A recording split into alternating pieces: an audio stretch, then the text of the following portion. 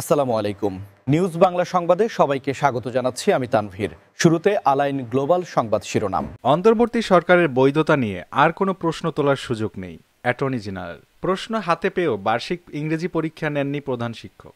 উন্নত চিকিৎসার জন্য খালেদা জিয়াকে লন্ডন নেওয়া হচ্ছে। খালেদা জিয়াকে নিতে ঢাকায় আসছেন জোবাইদা রহমান। জয়ের বিরুদ্ধে গ্রেপ্তারি পরোয়ানা। 2 সেনা কর্মকর্তা সহ 4 জন ফের ট্রাইব্যুনালে। তামাশা নির্বাচন থেকে বেরিয়ে দৃষ্টান্ত স্থাপনের আহ্বান প্রধান উপদেষ্টার। অন্তর্বর্তী সরকার গঠন ও শপথ বৈধ, আপিল বিভাগ। ডেসকোর নিজস্ব স্থাপনায় কল সেন্টারের আনুষ্ঠানিক যাত্রা শুরু। বিএনপি নেতাকর্মীদের পদত্যাগের হিড়িক, নানা বিতর্কে আজম। 3 পদে জনবল নিয়োগ দেবে ঢাকা পল্লী বিদ্যুৎ সমিতি। মেঘলার 12 বাস আটক করল ঢাকা কলেজ শিক্ষার্থীরা। চট্টগ্রাম বন্দর পরিচালনার চুক্তির প্রক্রিয়া নিয়ে দ্বিধাবিভক্তির রায়। জামায়াত আমিরের সঙ্গে ব্রিটিশ হাইকমিশনারের সৌজন্য সাক্ষাৎ। আমি কি কুমিল্লায় হজ করতে আসছি বলা সেই এএসপি বরখাস্ত।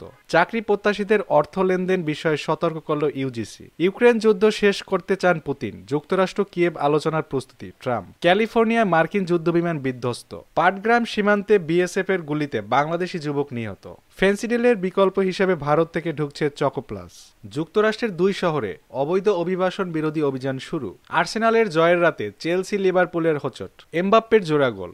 3 ড্রয়ের পর রিয়ালের জয়। 358 রান তাড়া করে জিতল দক্ষিণ আফ্রিকা। এতক্ষণ সঙ্গে থাকার জন্য ধন্যবাদ।